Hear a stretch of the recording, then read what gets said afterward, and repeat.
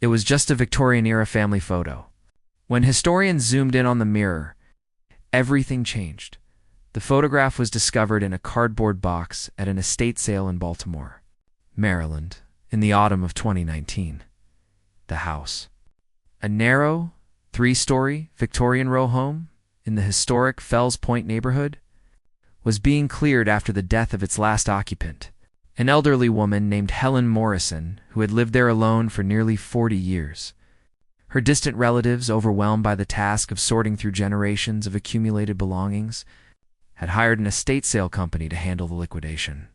Among the many boxes was a collection of old photographs, dozens of them dating from the late 19th century through the 1950s. Most were loose in shoeboxes, their subjects unidentified, their stories lost to time. But one photograph stood out. It was larger than the others, approximately 8 by 10 inches, mounted in an ornate gilt frame that had tarnished with age, but still suggested quality and expense. The photograph showed a Victorian-era family posed formally in an elegantly furnished parlor. A distinguished-looking black man sat in an upholstered chair at the center, his posture erect and dignified. He wore a dark three-piece suit with a watch chain visible across his vest. Beside him stood a woman with her hand resting on his shoulder, dressed in a high-necked gown with intricate lace detailing. 3 children were arranged around them, all dressed in their finest clothes, their expressions solemn, as was typical in Victorian photography. The room suggested prosperity. Patterned wallpaper covered the walls, a Persian rug lay across the floor, and fine furniture filled the frame. Behind the family, mounted prominently on the wall, was a large ornate mirror with an elaborately carved wooden frame, its silvered surface reflecting the room and adding depth to the composition. The photograph was purchased for $15 by Dr. Raymond Chen, a professor of American history at Johns Hopkins University who collected 19th-century photographs of black families. Such images were rare and valuable as historical documents, offering insight into lives often excluded from mainstream narratives. Raymond brought the photograph to his office and spent several minutes studying it. Admiring the dignity of the subjects and the quality of the composition, he noted the photographer's mark embossed in the lower right corner, Bradford & Sons, Baltimore, 1885. He recognized the name Bradford & Sons had been one of Baltimore's premier photography establishments. Serving both white and black clientele, he decided to create a high-resolution digital scan, a standard practice for preservation and detailed examination. He carried the photograph to the department's imaging laboratory, where sophisticated equipment could capture extraordinary detail. The scanner hummed as it worked, and minutes later a digital file appeared on the computer screen. Crisp, clear, and ready for examination. Raymond saved the file, aware that he was about to discover something that would change everything. He opened the high-resolution scan in photo editing software and began examining it systematically. He zoomed in on the man's face first, studying the lines around his eyes and mouth. Evidence of a life lived with responsibility and determination. The woman's face showed quiet strength, her eyes appearing to meet the viewer with intelligence. The children's expressions were serious, yet their eyes held hints of their individual personalities despite the formal posing. He examined the background. Details: the wallpaper pattern, the furniture, the gas lamp fixture on the wall. Each element spoke of a family that had achieved success and wanted it documented. Then he turned his attention to the mirror. At normal magnification, it simply showed a reflection of the opposite wall, perhaps a window. The photographer's equipment was partially visible, but as Raymond increased the magnification, something caught his eye. In the reflection, barely visible in the mirror's upper left quadrant, was an image that didn't belong. It was dark, indistinct, but unmistakably human figures in what appeared to be a confined space beneath the parlor. He leaned closer to the screen, his heart beginning to race. He adjusted the brightness and contrast, trying to bring the reflection into sharper focus. The image became clearer. 2 people in what looked like a basement or cellar, partially obscured by shadows. One figure sat or crouched against a wall, while another stood nearby, in an awkward, constrained position. And there, visible on the wrists of the seated figure, were what looked like metal restraint shackles or chains catching and reflecting the light. Raymond sat back, his hands trembling. The photograph was from 1885, 20 years after the abolition of slavery. What were people doing in chains in a Baltimore basement? His first thought was damage or manipulation, but the more he examined it, the more convinced he became that the reflection was genuine, captured accidentally by the mirror, preserved for more than a century. He spent 2 hours studying every pixel, taking screenshots, adjusting settings, making notes. The figures were black. He could tell from their visible features and skin tone. They appeared young, possibly teenagers. The space was crude and unfinished, nothing like the elegant parlor where the family posed.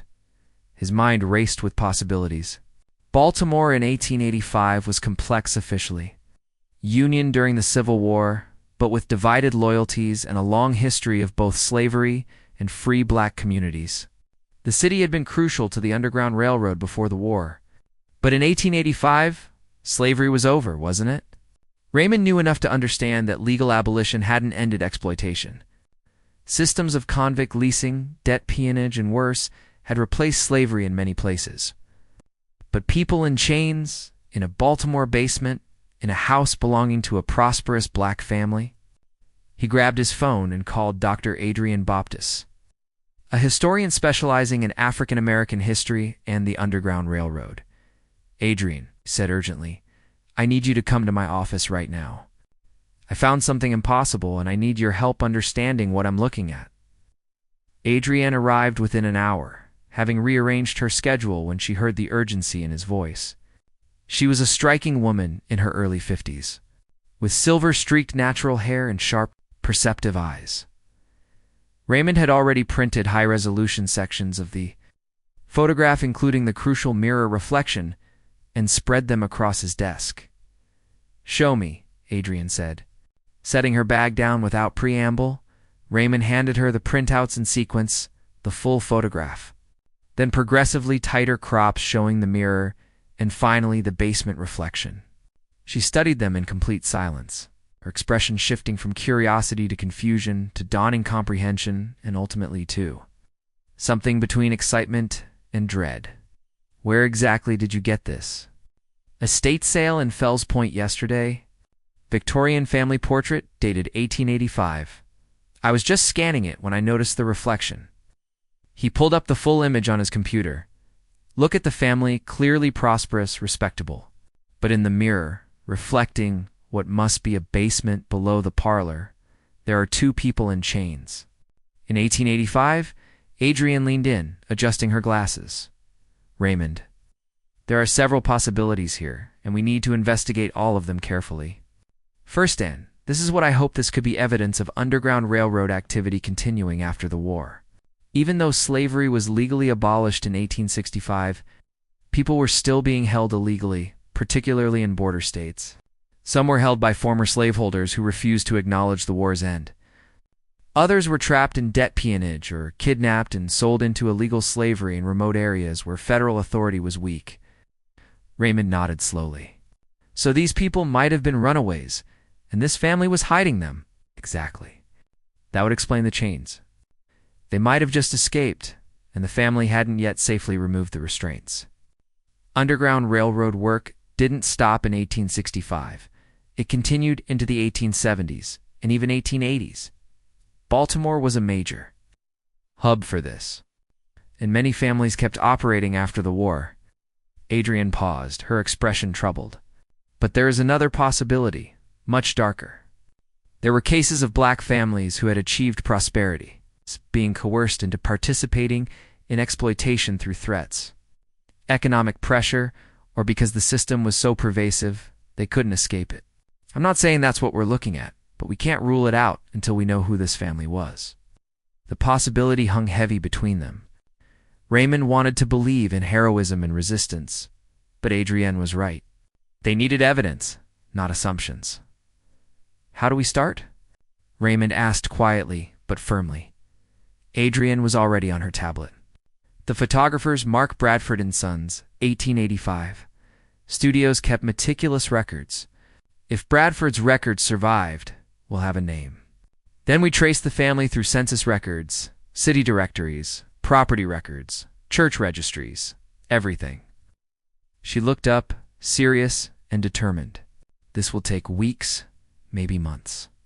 But if this shows what we think Underground Railroad activity 20 years after the war, or illegal slavery in a major city, it's one of the most important historical documents we'll ever work with.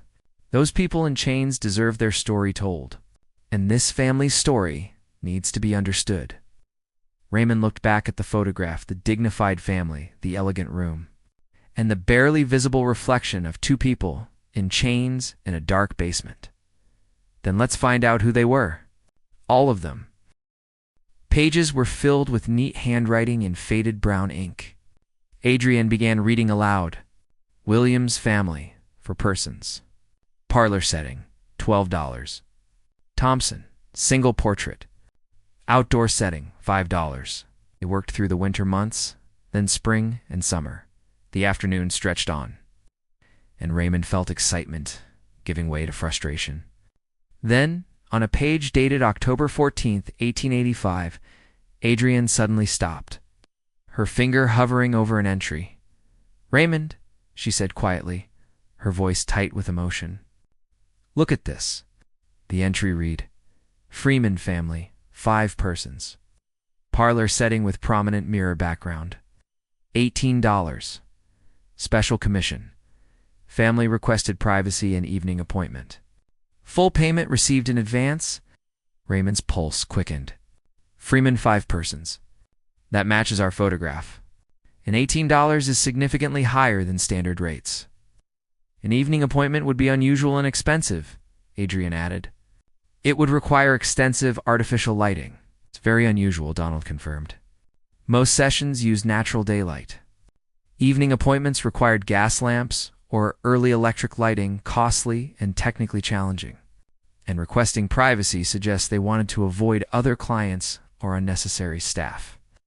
Adrienne pointed to a small symbol in the margin, a tiny cross. "Donald, what does this mark mean?" Donald adjusted his glasses and smiled with recognition. "That's Bradford's notation for clients he considered trustworthy or sympathetic to progressive causes. I've seen it beside known abolitionist families, Quakers active in reform, and prominent black families involved in social justice work before and after the war." Raymond and Adrian exchanged glances, understanding the significance. If the Freemans were marked this way, Bradford considered them people of integrity, possibly involved in underground railroad activities. They spent hours consulting city directories from 1885, finding several Freeman families, but only one matched their criteria: Thomas Freeman, merchant and property owner, residing at 47 Lancaster Street in Fells Point, the same neighborhood where Raymond had found the photograph. "That cannot be coincidence," Raymond said, his hands shaking as he took notes.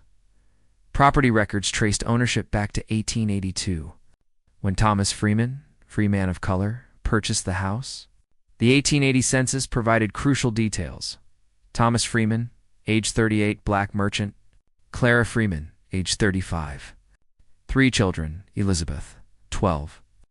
James, 9. Sarah, 6. The family owned their home outright. "This is them," Raymond said with certainty. "Now we need to find out what was happening in that basement." Over the following weeks, Raymond and Adrian immersed themselves in research about Thomas and Clara Freeman in Baltimore in the 1880s. They needed to understand the world this family inhabited. While slavery had officially ended in 1865, the reality for black Americans in border states was far more complicated and dangerous than legal documents suggested. Adrian found references to Thomas Freeman. In the Sharp Street Memorial, United Methodist Church records one of Baltimore's oldest black congregations and a known center of abolitionist activity. Thomas had been active since the early 1870s, serving on committees and contributing to church programs. His name appeared frequently in contexts suggesting respect and trust. More significantly, Thomas appeared in the private papers of known Underground Railroad conductors. One letter dated July 1883, written by Reverend Maurice Williams, caught Adrian's attention. Brother Freeman continues the blessed work of our cause, though dangers grow greater each year. His house remains a sanctuary for the lost, and the pursued those who flee from bondage that persists despite the law. May God protect him and his family as they risk all for righteousness. The lost and the pursued, Raymond repeated. That's Underground Railroad language. In 1883, Adrian clarified. 18 years after emancipation, because freedom on paper didn't mean freedom in reality. People were still being held in bondage. Some by former slaveholders who refused to accept the war's outcome. Others through debt peonage that was essentially slavery. Black people traveling alone could be kidnapped and sold into illegal bondage. In remote areas, they found more evidence in the records of the Baltimore Association for the Moral and Educational Improvement of Colored People, meeting minutes from 1884 referenced safe houses that continued operating throughout the city, providing temporary shelter for those fleeing violence or illegal captivity. Though the operators faced increasing danger, Thomas Freeman's house was one of those safe houses, Adrian said with conviction. He and Clara were hiding people who needed protection escaping illegal bondage, fleeing kidnappers, at risk of being re-enslaved. They visited 47 Lancaster Street, now a modern apartment building. The original Victorian row house was gone, demolished in the 1960s. But they found architectural survey records from the 1950s, documenting the house before its destruction. A 3-story brick row house, with a distinctive bay window and a basement with exterior access through a small door at street level. Partially hidden by stairs, that's how they moved people in and out, Adrian said. Middle of the night, someone could slip down those stairs unseen. They knocked on doors in the neighborhood. An elderly black man named Thomas Washington, in his late 80s, remembered family stories. My grandfather talked about a Freeman family on this street way back. Said they were respected, successful, but also helped folks in trouble. He never said exactly what kind of help, but I understood it was dangerous brave. Man showed him the photograph. The old man studied it carefully. They looked dignified, like people who knew what they were doing was right, even if dangerous. I hope you find out the whole story. They all deserve to be remembered. The breakthrough came 3 weeks later from an unexpected source. Adrienne had posted a query on an Underground Railroad History Genealogy forum asking about Thomas Freeman or Baltimore safe houses in the 1880s. She received a message from Beverly Thompson in Philadelphia, who was researching her own family history. Beverly explained that her great-great-grandfather, Samuel Carter, had been involved in Underground Railroad work in Maryland and Pennsylvania during and after the Civil War. After his death in 1923, his personal papers were preserved, including a detailed journal covering 1870 to 1890, documenting his work helping people escape illegal bondage. I've been transcribing the journal, Beverly wrote, and I found references to TF in Baltimore who provided shelter. Based on your description, I think TF is Thomas Freeman. And I have an entry from October 1885 that might be relevant. Adrian called Beverly immediately. Within 2 days, scanned journal pages arrived. The handwriting was challenging, but legible with patience. The entry from October 10, 1885, read, received word from TF in Baltimore that 2 souls arrived at his house 2 nights ago. Having escaped from a farm in southern Maryland where they'd been held in illegal bondage nearly 2 years, a brother and sister, ages 16 and 14, bearing marks of their captivity. TF reports they're in poor health but strong in spirit. He'll shelter them until arrangements can be made for transport north. Raymond read aloud, his voice shaking. October 10, 1885, 4 days before the Freeman portrait. The timing is perfect. The next entry, from October 13th, stated, the situation is precarious.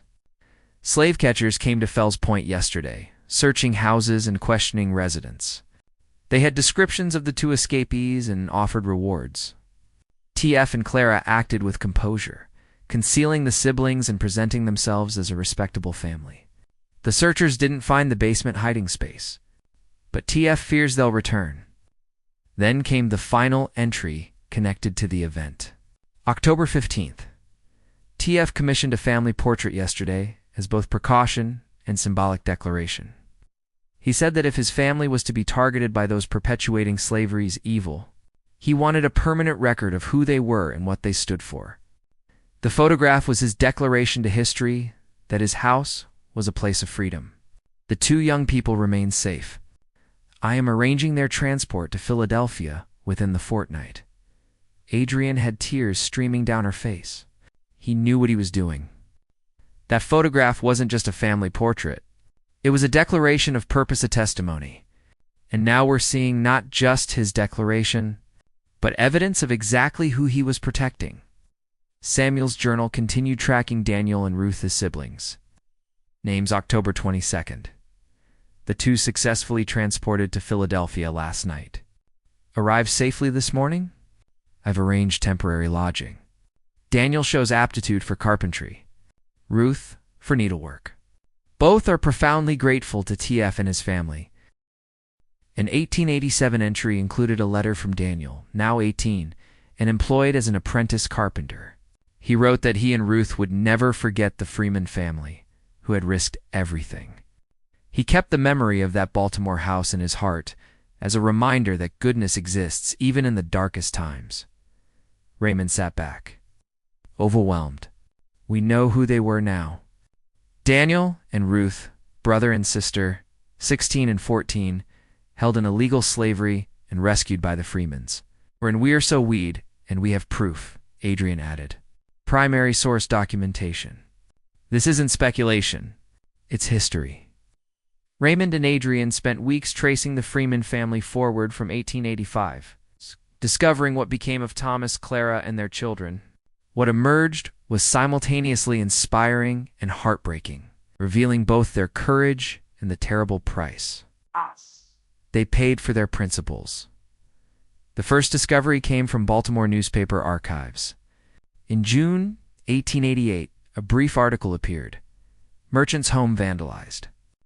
The residence of Thomas Freeman, a colored merchant on Lancaster Street, was broken into Sunday night by unknown assailants. Windows were shattered, furniture destroyed, threatening messages left on walls. Mr. Freeman declined comment. Police are investigating. There were no follow-up articles, no arrests. But Adrian found a letter from Reverend Williams dated June 1888 that was far more explicit. Brother Freeman's house was viciously attacked 3 nights ago by a mob connected to slave catching or sympathetic to illegal bondage. The assault was brutal punishment and warning. Every ground floor window shattered, furniture destroyed. Threatening messages painted in the parlor, warning the Freemans to cease activities or face worse, including explicit threats against Clara and the children. Thomas wasn't home, which likely saved his life, but Clara and the children were terrorized. Thomas is shaken, but resolute. I fear greatly for their safety. Property records showed Thomas and Clara sold 47 Lancaster Street in February 1889. 8 months after the attack, taking a financial loss suggesting desperation, the 1890 census located them in West Baltimore in a smaller house. Indicating forced downsizing to escape danger, Thomas continued his business, but there were no further references to safe house activities. The 1888 attack had apparently ended the Freeman's Underground Railroad work, at least publicly. Thomas Freeman died in 1902 at age 60. His obituary in the Baltimore Afro-American was respectful. Thomas Freeman, aged 60, respected merchant and longtime church member, passed away Tuesday. Mr. Freeman was known as a successful businessman, devoted husband and father, and a man who dedicated his life to the welfare of his people. He is survived by his wife Clara and their 3 adult children. There was no mention of Underground Railroad activities. Such acknowledgement remained dangerous even in 1902, but the phrase dedicated his life to the welfare of his people suggested that some understood what he had done. Clara Freeman lived until 1921, remaining active in the church and becoming known for charitable work, especially helping newly arrived black migrants during the Great Migration. She died at 76. Her obituary describing her as a pillar of the community and a woman of remarkable strength. The 3 children: Elizabeth, James and Sarich built successful lives. Elizabeth became a teacher. James took over Thomas's business. Sarah married and moved to Washington. DC all had children and grandchildren through genealogical databases. Raymond and Adrian traced descendants to the present. They located Marcus Freeman, a 67-year-old retired engineer in Silver Spring, Maryland, the great-great-grandson of Thomas and Clara. When Adrian called and explained their research, there was a long silence before Marcus spoke, his voice thick with emotion. I had no idea. My grandmother told stories about Thomas and Clara being respected people, but she never mentioned the Underground Railroad. I don't think she knew. It was dangerous knowledge, Adrian explained gently. Even decades later, people kept it secret to protect themselves and their families. Marcus agreed to meet. When he saw the 1885 photograph, he wept. They were heroes. They risked everything to help strangers. And I never knew how many other stories are lost. Too many, Raymond replied. That's why we're doing this, to recover these stories, honor these people. Marcus looked up, determined. I want to help find Daniel and Ruth's descendants. I want everyone to know what Thomas and Clara did. With Marcus Freeman's support, the search for Daniel and Ruth's descendants intensified. Samuel Carter's journal had provided first names, approximate ages, and a note that they had settled in Philadelphia, but tracing them required painstaking genealogical work. Enslaved people often changed their names for safety. Making research extraordinarily challenging, Adrian focused on Philadelphia. Directories and census records from 1890 and 1900, searching for Daniel and Ruth who matched the correct age range and were listed as black and born in Maryland. She cross-referenced church records, employment documents. In marriage licenses, she found a promising lead in mother. Bethel African Methodist Episcopal Church records one of Philadelphia's oldest black congregations with a history of supporting formerly enslaved people. Membership rolls from November 1885 listed Daniel Carter and Ruth Carter. Recent arrivals from Maryland, the surname Carter caught Adrian's attention. Samuel Carter might have given them his name as protection. This was not uncommon. Conductors sometimes adopted refugees into extended family networks. Providing names and fictive kinship for legal and social safety, she found Daniel Carter in the 1900 census, age 31. Born in Maryland around 1869, occupation carpenter, living in South Philadelphia with his wife Mary and their 3 children. Ruth appeared as Ruth Morrison, age 29, married to John Morrison. Living in West Philadelphia with 2 children, occupation seamstress, but the real confirmation came from an unexpected source.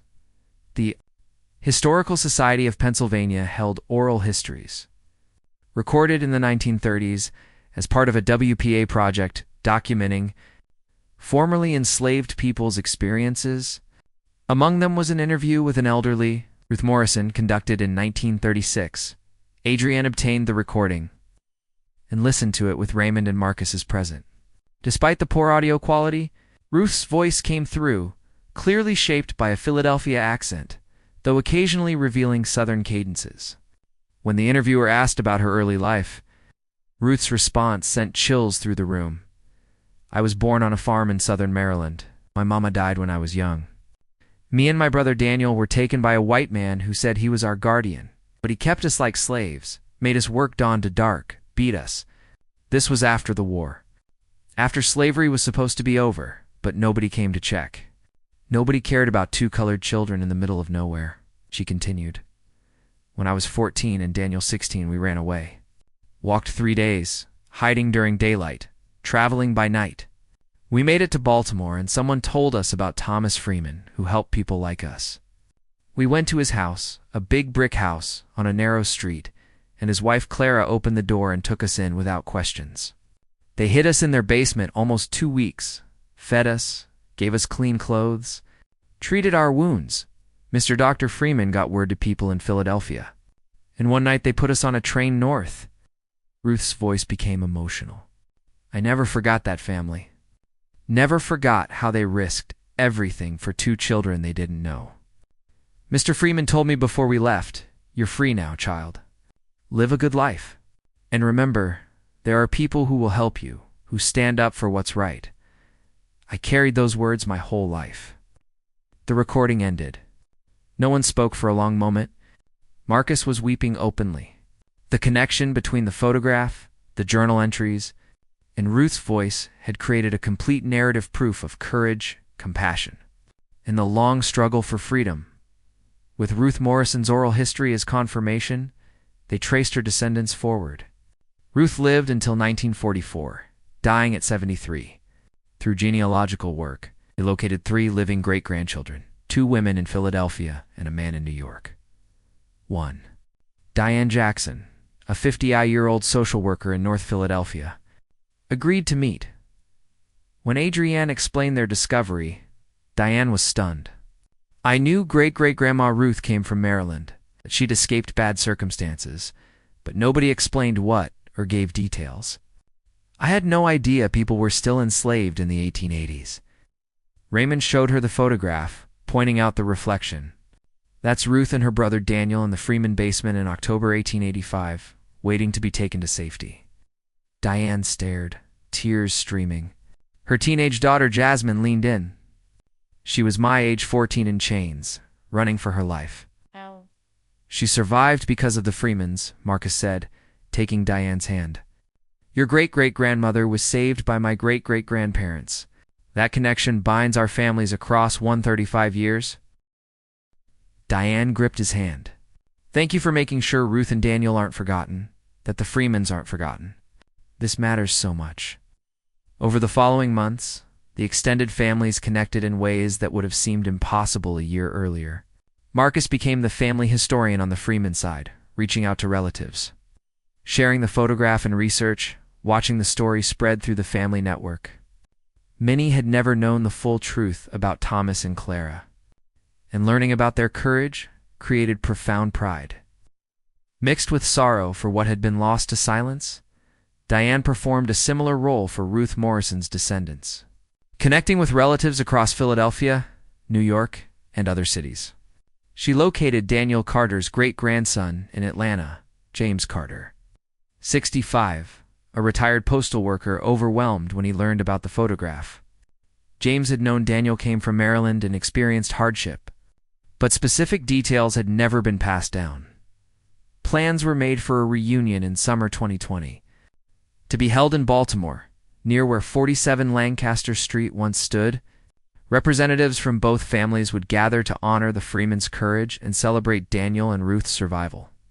The photograph would be displayed with Samuel Carter's journal, Ruth's oral history, and other documentation, but the COVID-19 pandemic struck, forcing postponement instead.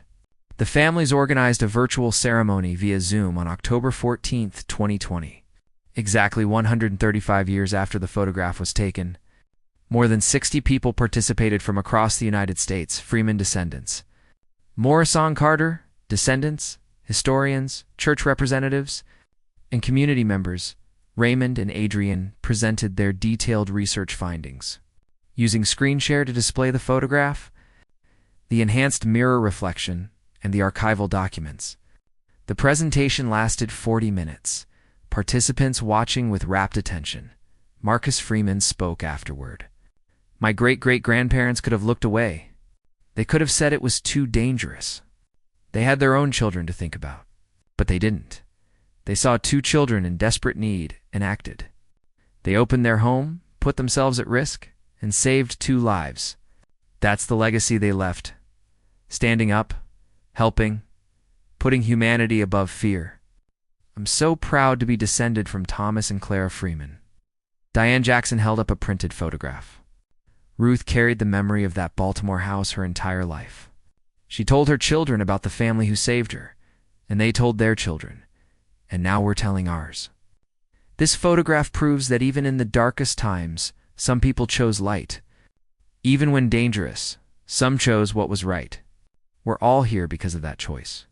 Ruth and Daniel survived, built lives, raised families. Their descendants are scattered across this country, living and thriving. Because 135 years ago, Thomas and Clara Freeman opened their door. Jasmine Jackson, 18, spoke for the youngest generation. When I first learned about Ruth and Daniel, I was their age.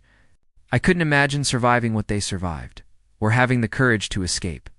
And I couldn't imagine the Freemans' courage, opening their home, knowing they could be attacked or killed. But that's my history, our history, and I'm proud to carry it forward. The ceremony concluded with silent 60 people, honoring those who came before. When it ended, there were tears, shared stories, promises to stay connected. The photograph remained in Raymond's collection, but was loaned to museums. Adrienne began a scholarly article for the Journal of African American History. Marcus and Diane collaborated on a book for general readers. In October 2021, when restrictions eased, the in-person reunion finally happened. More than 50 descendants gathered in Baltimore, at a small park near the former site of 47 Lancaster Street. A historical marker was unveiled, funded by both families and historical organizations. The bronze plaque read, "On this site stood the home of Thomas and Clara Freeman, who operated a safe house for people escaping. Illegal bondage in the 1880s, the Freemans risked their lives and their children's safety to provide shelter and hope. Among those they helped in October 1885 were Daniel and Ruth Carter, teenage siblings who escaped forced labor in southern Maryland. This marker honors the Freemans' courage and all, who fought for freedom after slavery's legal abolition." The photograph and its story were eventually featured in a major exhibition at the Smithsonian's National Museum of African American History and Culture. Hidden in plain sight, the Underground Railroad after emancipation opened in fall 2022, immediately drawing enormous crowds. Lines wrapped around the building on weekends, and advanced tickets had to be reserved weeks ahead. The Freeman portrait was the centerpiece, displayed in a climate-controlled case with specialized lighting that allowed visitors to see the haunting mirror reflection from the correct angle. The exhibition design was thoughtful and powerful. Visitors entered through a corridor explaining how slavery's 1865 abolition had not ended forms of bondage. Statistics and maps documented convict leasing, debt peonage, child apprenticeship systems, and outright kidnapping, continuing into the 20th century. Personal testimonies, including Ruth Morrison's oral history, played on audio stations throughout the exhibition. The Freeman photograph was displayed at eye level in the main gallery, dramatically lit and enlarged. High-resolution reproductions of the mirror reflection with Daniel and Ruth clearly visibly appeared on adjacent walls. Visitors could read excerpts from Samuel Carter's journal, Reverend Williams's letter about the 1888 attack, and census records corroborating the story. Contemporary photographs of descendants showed the living legacy of that 1885 moment. Interactive touchscreens allowed visitors to explore the research process, tracking Raymond and Adrienne's investigation from the initial discovery through family identification and locating descendants. Educational materials explained how to conduct similar research, encouraging visitors to explore their own family histories and look more carefully at old photographs for hidden stories. The exhibition attracted national and international media attention. Major newspapers ran features. Documentary filmmakers produced a PBS special featuring interviews with Raymond, Adrienne, Marcus, Diane, and other family members.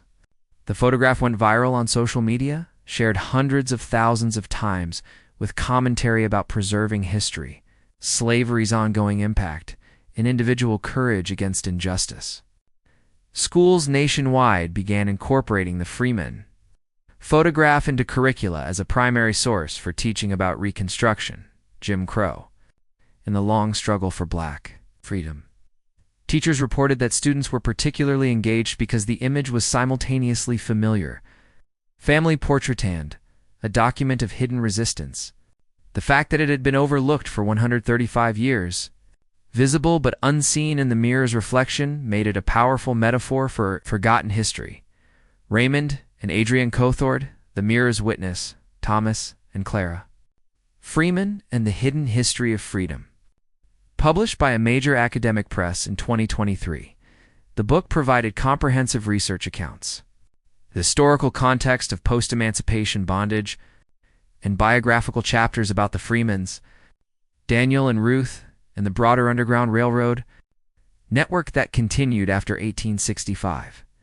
It won awards and became required reading in many courses. They used the book's proceeds to establish the Freeman Morrison Scholarship Fund, providing financial support for descendants of Underground Railroad activists and survivors of post-emancipation bondage who were pursuing higher education. Marcus and Diane served on the Elite Scholarship Committee. The photograph remained in Raymond's collection, but was loaned extensively. A permanent high-resolution digital archive was created and made freely accessible online through the Library of Congress. Photograph became one of the most studied late 19th century historical images. Cited in hundreds of scholarly works, Marcus Freeman became a public speaker, frequently discussing his great-great-grandparents and the importance of uncovering hidden history.